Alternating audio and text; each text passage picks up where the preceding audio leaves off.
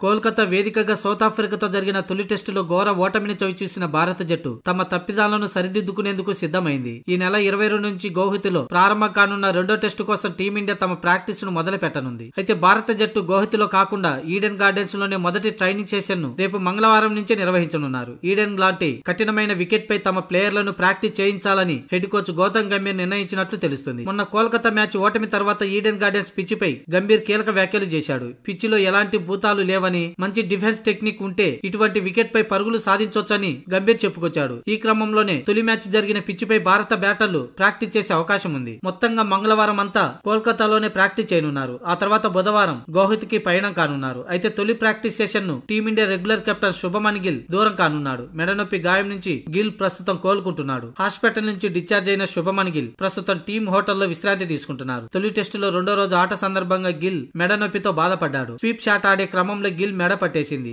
దీంతో కేవలం 3 బంతులు మాత్రమే ఆడి రిటైర్డ్ ఆడుగా వెనుదిరిగాడు. ఆ తర్వాత అతన్ని హాస్పిటల్ కి తరలించారు. 24 గంటల పర్యవేక్షణ తర్వాత గిల్ హాస్పిటల్ నుంచి డిశ్చార్జ్ అయ్యాడు. అంతేకాకుండా వారం రోజుల పాటు విశ్రాంతి అవసరమని వైద్యులు సూచించారు. దీంతో శుభమన్ గిల్ రెండో టెస్టుకు దూరమయ్యే అవకాశం ఉంది.